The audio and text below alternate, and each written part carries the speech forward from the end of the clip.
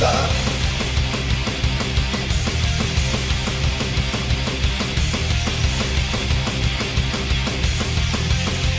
and Stacy's threesome.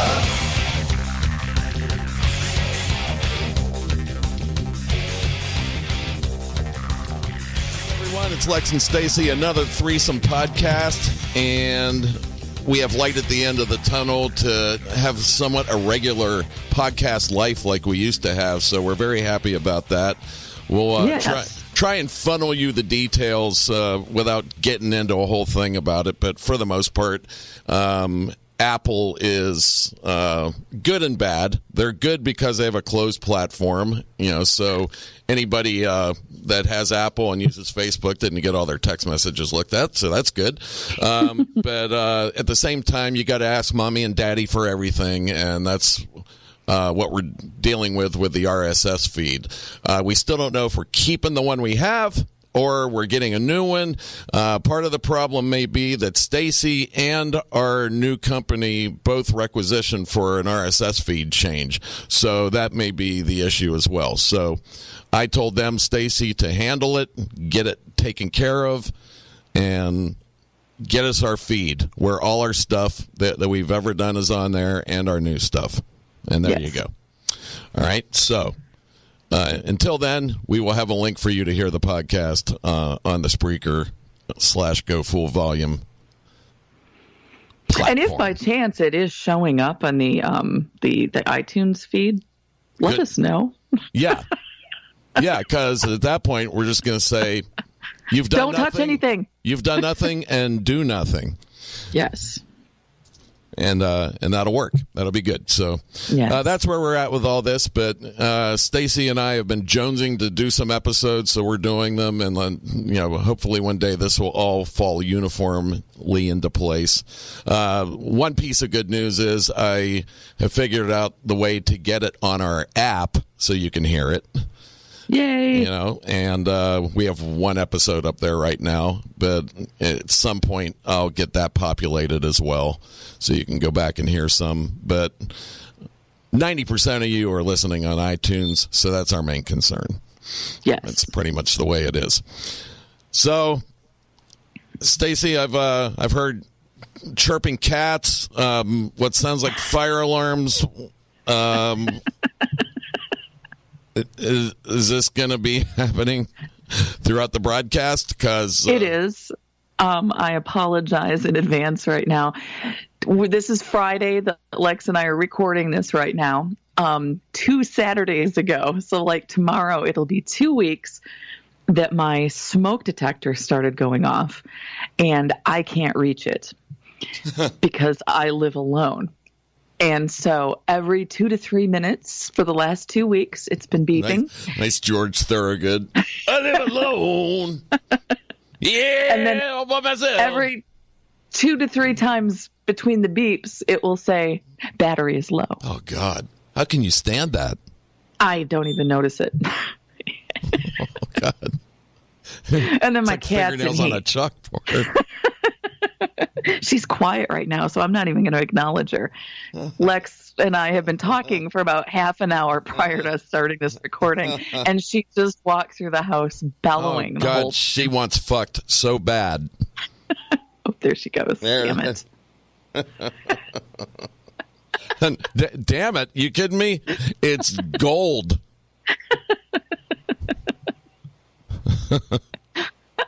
Glad somebody has a sex life.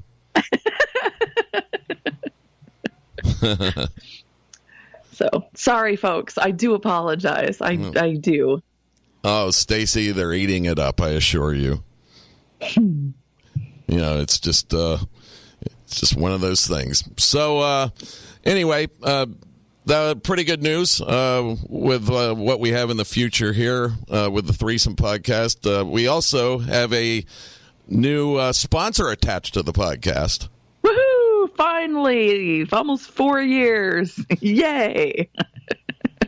And, to be honest, I kind of did kind of a backward negotiation into this, off of an invitation by them to be a partner. I signed us up, and then kind of once they saw we were getting results more than John next door is for them, I got a phone call, and we now have a sponsor. Woohoo! Thank you, Lex. The code is Staley20. That's STALEY 20. And what that gets you is 20% off if you spend over $50. It's sunglasses, and you're like, oh, well, that'll be easy with sunglasses. But this is why I like this company. I wear Oakley frog skins exclusively for sunglasses. I have since I was 18 years old. I like the light frames. I like the bright orange and the bright blue and the bright green and all the different shades they have with it and everything. So that's always been my sunglass jam for the most part. Well, I find these things, Stacy, and they're almost the exact same style and look and feel, but they're $70 less. Which is nice. Yeah. So, and then plus you get the 20% off. Yeah. But you want to buy two pair because one pair is not over the $50. Yeah. So get a friend and get it all at once and get yourself 20% off. Lisa and I went on there and bought a couple of pair a piece at first when we just saw these. And when they came back and we saw the quality, I was like, man, this is really, these are really well made. And then I went on the site, which is blenderseyewear.com, and they got endless styles. The selections for girls are tremendous. Blenderseyewear.com. And Staley20 for your 20% off. Well, we'll get that changed to a threesome thing or whatever if we can. But it's a company that's growing out of control right now. I mean, they literally are selling out all the time. Good. So their results are bigger than they are. You definitely get that impression. But it's a great product, and it's the way it's supposed to work. And it's great. I like it. So, great product for a fair price. Blenderseyewear.com. Yeah. Nicely done, Stacy. You whore it up. I was using you whore it up like that cat of yours. My DJ voice. I haven't used that in a long time. I know. It's Blenderseyewear.com. Stacy and I should just do commercials. It would be. So, Stacy, blenderseyewear.com. Blenderseyewear.com. That's right, folks. Blenderseyewear.com. Staley20. You bet. Lex. Oh, Stacy. Maybe sometime we should have broadcast sex. Instead of being my normal reckless self, it would sound more like, oh, yeah, baby. That's the way it is right there. Yeah, don't move. And then you come back with something.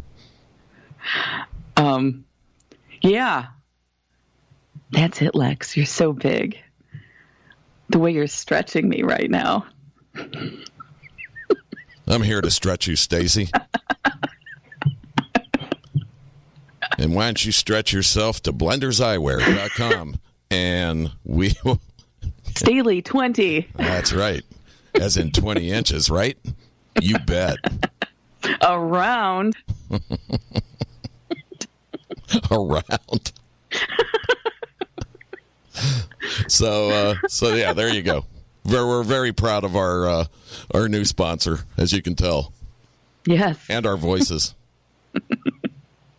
Do you get that from people? Because I've heard people say it to you or about you. I just don't know if you get it personally, but it's like, you should be on the radio. You should do voice work. No, because my normal speaking voice is more like this. And so people who know me, first of all, I guess already know the radio thing. And then people who meet me, they don't really notice it so much. But it's more like on the phone or... God, I remember when we first started doing the podcast, people that weren't familiar with you from when you worked with us were like, that girl, then what does she look like? It's like, hey, like most radio people, we're a big disappointment compared to our voices. Yes. All of us. You really don't want to know. Just go with what you've got in your head. Trust me. You see, super good-looking people with voices like these are on TV. So that's the way that works. Yes. So, that phrase, that saying, I have a face for radio. But they don't want to hear that. They don't want to. They don't want to hear anything about what you look like. You know, they want their own. They want their own thought in their head. You know that I always sounded like a 35-year-old-ish woman, even when I was first starting out, like at 20. And everyone always thought I was a leggy brunette. Yeah, because I was, Yeah, because you have that sound. You know, everybody thinks I'm like 6'5" and I look like Alex Trebek or something, and then I completely disappoint. No, he's kind of 6 feet tall, frumpy, shaved head. I have never thought you were frumpy. Yeah. Oh, yeah. I definitely, was like overweight and just kind of. I mean, I've never. Not in your passport photo.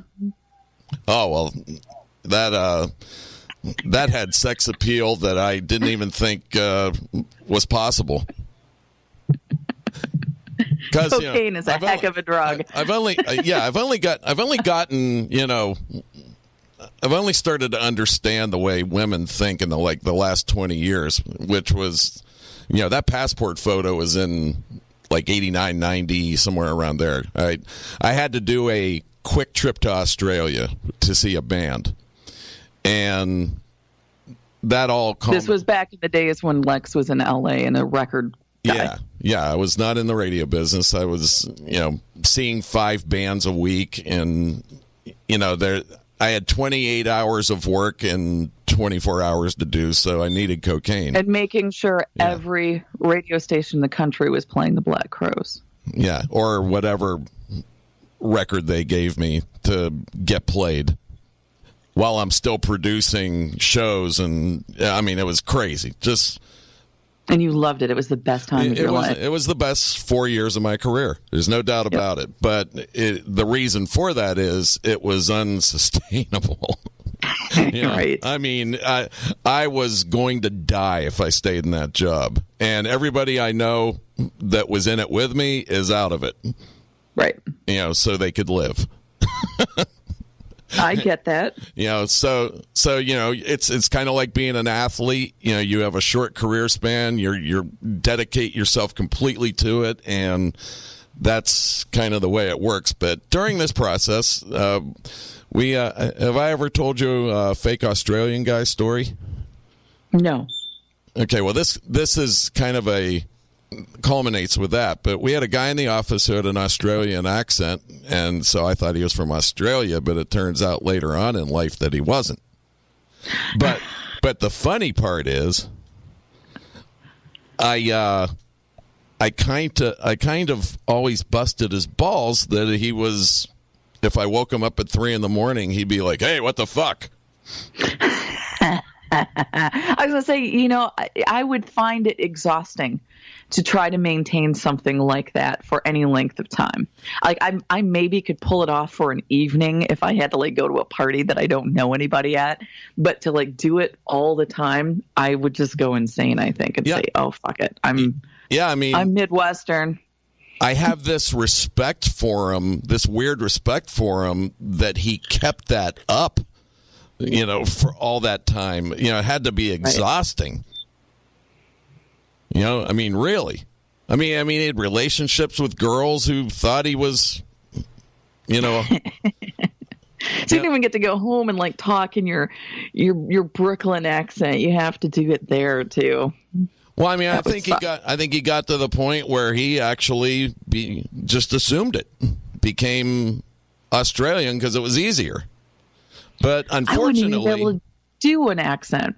But unfortunately, he was from the Valley in L.A., and at one point, he had a twin brother, and somebody in the record industry yelled across a parking lot, and he didn't turn around, and then went up to the guy, who had an American accent, and by the way, he had no idea that his twin brother was doing this. God, and how awkward and embarrassing. And of course, the record guy that it was you couldn't have picked a worse record guy out of everybody. I mean, this was across the industry in no time.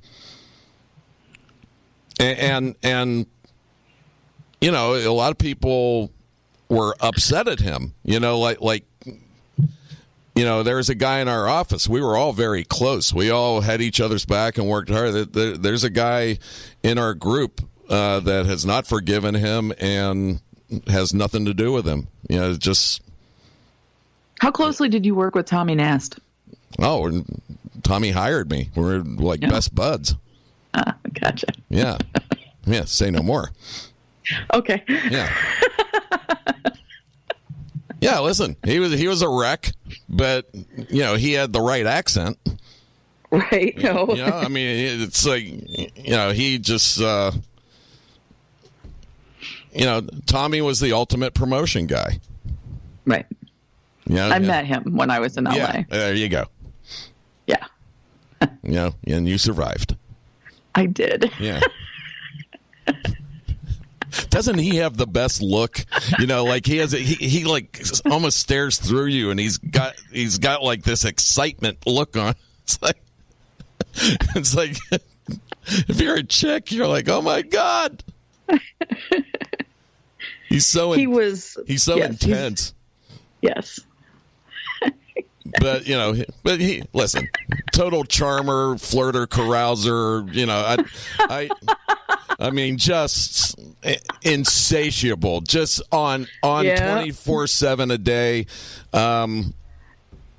And I think his wife just knew that was part of the equation, that Tommy was just a complete player. Yeah. Just a crazy guy, but I love him. I really do. I love that man. Anyway, he had his own office. There was like 4 or 5 of us in the same area, right. And one of the guys didn't want to talk to fake Australian guy anymore. And we made our peace. But God, I busted his balls so bad. Well, go figure. Yeah. What are you today? Yeah.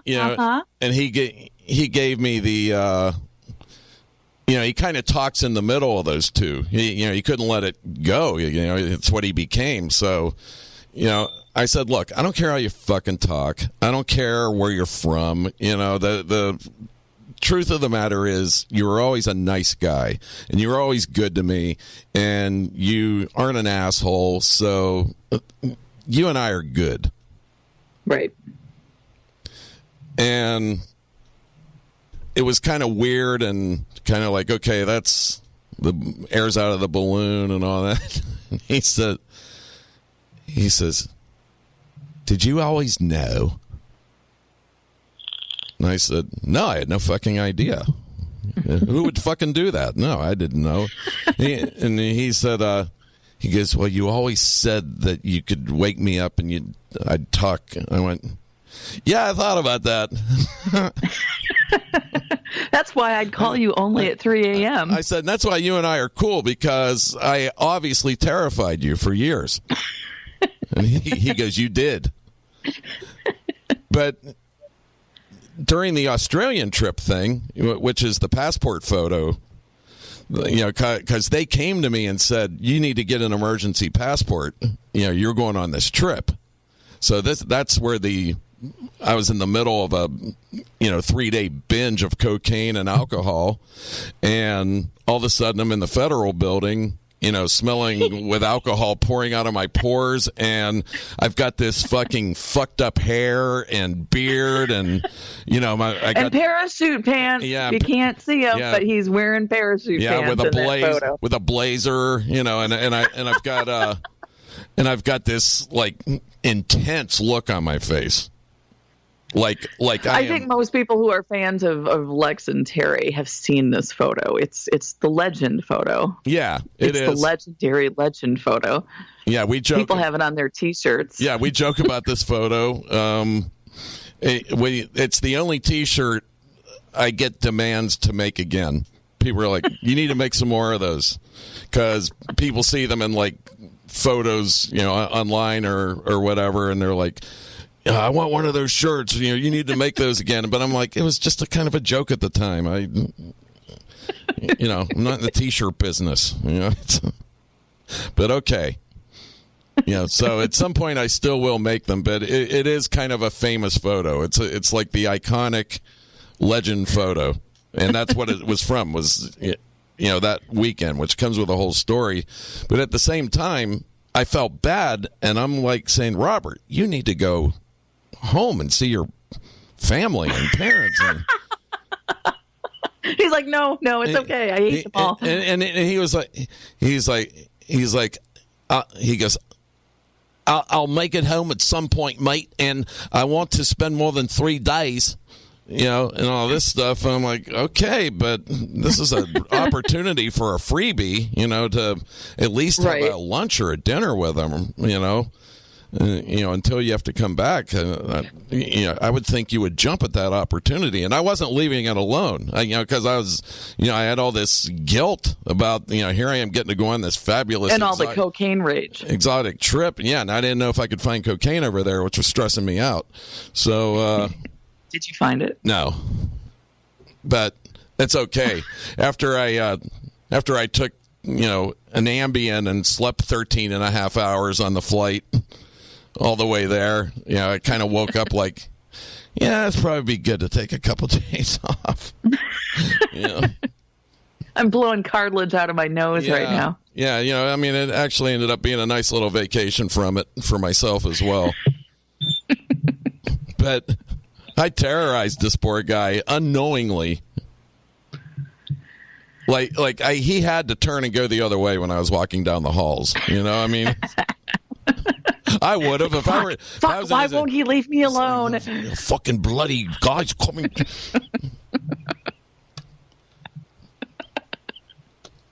But yeah, I used to just fuck with him all the time, and he was a Buffalo Bills fan. And I'm like, how's a guy from Australia become a Buffalo Bills fan? I said, did somebody so random? I said, did somebody not have a fucking talk with you? That's like the most loserville team in the league. But at the time, they weren't. They were good at the time. But still, it's Buffalo. It's fucking Buffalo. You're in L.A. At the time, the Rams were there and the Raiders, and it's like, you pick these fuckers. I remember we went to the Raiders game when the Bills were playing them, and he was like the only guy in the whole stands with anything but black on. And people are just saying the worst things to him, because it's Raiders fans. Guys with skull faces painted on there going, "Fuck you, Buffalo! Fuck you!" He's like, "Why do they speak to me like this?" I'm like, well, you're wearing the other team's uniform, and these are really bad people. That's why. See, the 2 times that I've ever gotten to see the Red Wings play live were both in Tampa. I've never seen them here in Detroit. And the first time I went, I was really concerned going because I was wearing my Red Wings jersey, my Brendan Shanahan captain's jersey because he's hot. God, that fucking fire alarm. I don't even notice it. And as I'm driving there, and in Tampa and getting closer to the stadium, I start seeing Red Wings people walking down the street. And by the time I get up there, it's just a sea of red. I would say 85% of the people in the audience, in the stands, were wearing Red Wing stuff. It was like, okay, I'm with my people. Yay, even though I'm in Tampa. Yeah, I went to the Steelers-Raiders game when I lived out there, and like half the stands was Pittsburgh. Yay, that feels good, doesn't it? Yeah, well, I mean, they're them and Green Bay, and a few other teams in the NFL travel like that. It's right.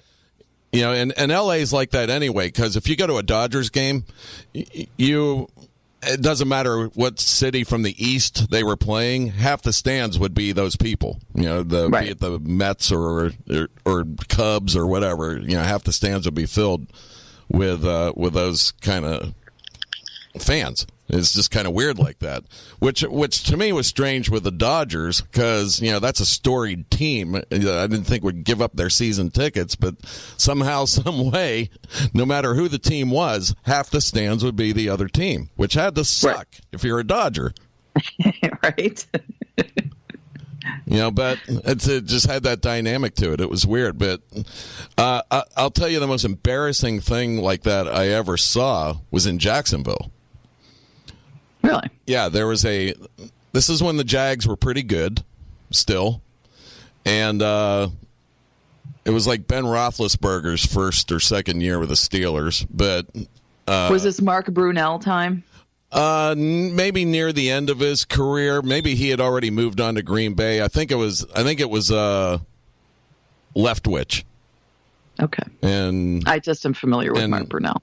And of course Maurice Jones-Drew, and it was like a 10-6 team. Jack Del Rio was the head coach. It was a pretty good team, and they had a Sunday night game, national game, and it looked like it was in fucking Pittsburgh. I mean, it looked like there was like 3,000 Jag fans there, and the other 79,000 seats were black and gold. I felt so bad. I think so, and I think that happens more to Florida teams because of so many transplants who end up in Florida. Well, it's the same with the LA thing, but 50-50 is acceptable, because that's a cataclysmic event for a Steeler fan for them to come to your state. Right. You're going to do anything possible to get a ticket and go. I get that, but this was I'm telling you, 95% of the stands were Pittsburgh fans. And, it was so weird for me to watch, because I know what stadium I'm in. I lived in Jacksonville. I grew up a Steeler fan, but I was also kind of a Jags fan. So I had some empathy for them. I was kind of like, oh my God, this has to fucking suck, man. When you see the other team's quarterback waving his arms to quiet the crowd down on the road. That's the only place I've ever seen that. I'm like, you gotta be fucking kidding me. Yeah, I mean, it's just nuts, man. But I'm sorry I took up our whole podcast talking about Australian guy. No, because that was actually a story I had not heard. So yeah, but it's why the famed picture happened. That he was the reason it all happened. So, I always thought you guys would have fun hearing about, a fake Australian guy. Because I liked it. Yeah, it's weird. It's not something you hear every day. That somebody you're very close to that you think fairly well. I mean, I was there with the day his girlfriend moved out on him. He was very upset. Very, very upset, but at the same time... Was it because he wasn't Australian? No. It was just she wanted to move back to Santa Barbara, and I think she may have met somebody or wanted to get back with somebody or something. She didn't say that, but right.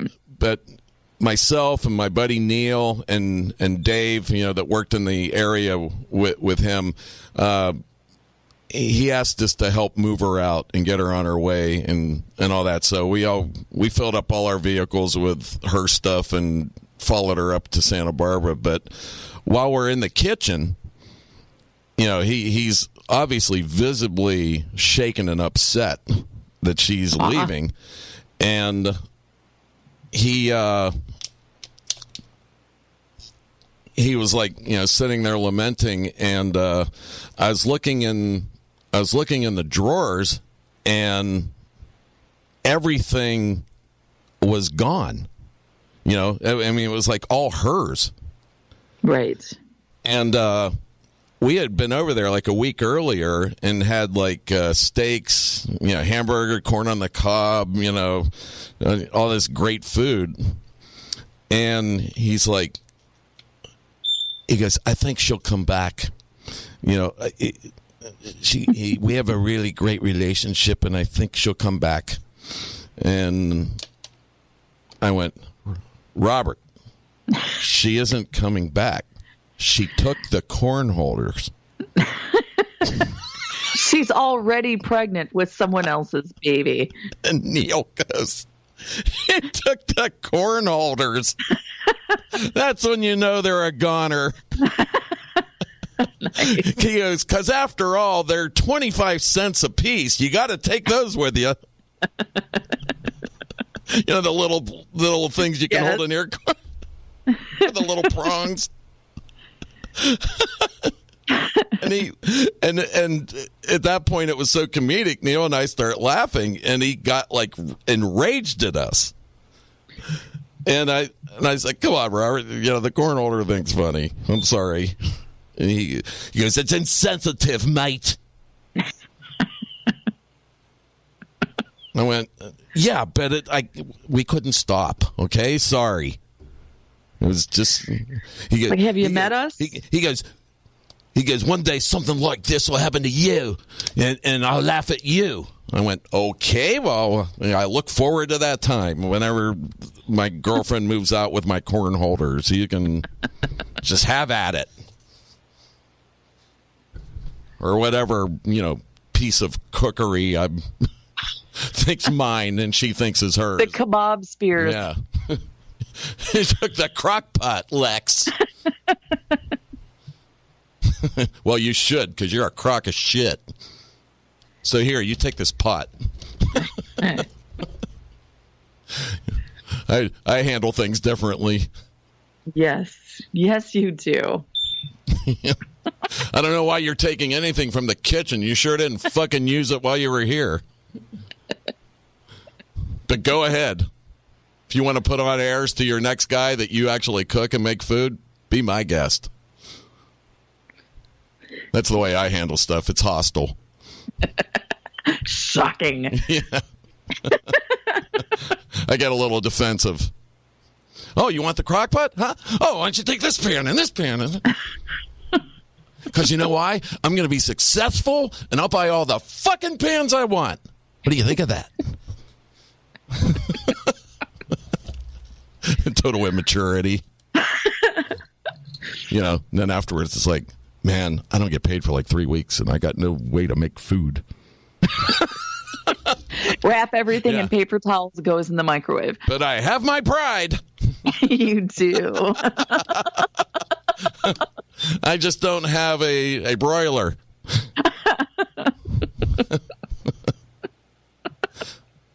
It's like, hey, Lex, let's make some steaks tonight. Watch some football. I don't think so. I really don't care about steaks anymore. Not for another 3 weeks. Yeah. Maybe on the first of the month I will. But until then, fuck you and your meat products. Yeah. Until then, I think I'll eat a 6-inch sub sandwich every day for a while. Okay? So there. Anyway, we wrap up our this edition of the Threesome Podcast. We'll see you next time. Stacy, I can't wait to see if your alarm is still still happening. I have a hunch it will be. All right. Well, I'm just happy the cat shut up. Yeah. And on that note, see you next time. Goodbye. Bye.